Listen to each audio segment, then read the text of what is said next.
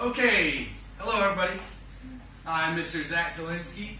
I'm going to be reading The Wild Robot by Peter Brown for Global Read Aloud. This is my class, so we're from KIS International School in Bangkok, Thailand. Thank you, nice job everybody. Alright, so I'm going to read chapter 1. The two literacy techniques that we're going to be focusing on for chapter 1 is identifying the setting and making predictions. Alright, so let's get started. Pim, can you get the light, please?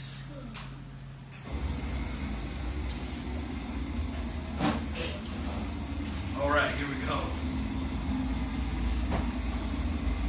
Our story begins on the ocean with wind and rain and thunder and lightning and waves.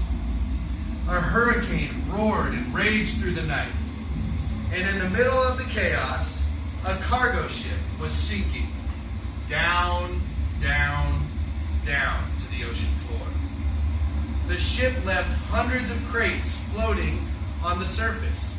But as the hurricane thrashed and swirled and knocked them around, the crates also began sinking to the depths. One after another, they were swallowed up by the waves until only 5 crates remained. By morning, the hurricane was gone. There were no clouds, no ships, no land in sight. There was only calm water and clear skies, and those 5 crates lazily bobbing along the ocean current. Days passed, and then a smudge of green appeared on the horizon. As the crates drifted closer, the soft green shape slowly sharpened onto the hard edges of wild, rocky island. The first crate rode onto shore on a tumbling, rumbling wave and then crashed against the rocks with such force that the whole thing burst open. Now, reader, what I haven't mentioned is that tightly packed inside each crate was a brand new robot. The cargo ship had been transporting hundreds of them before it swept up in the storm. Now only 5 robots were left.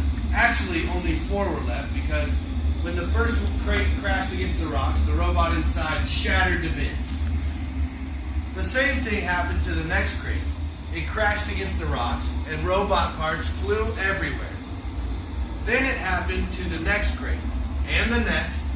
Robot limbs and torsos were flung onto the edges. A robot head splashed onto the tide pool. A robot foot skittered into the waves. And then came the last crate.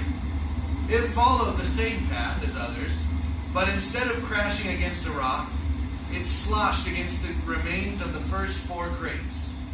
Soon, more waves were heaving it up out of the water.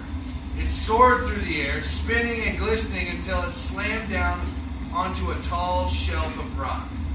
The crate was cracked and crumpled, but the robot inside was safe.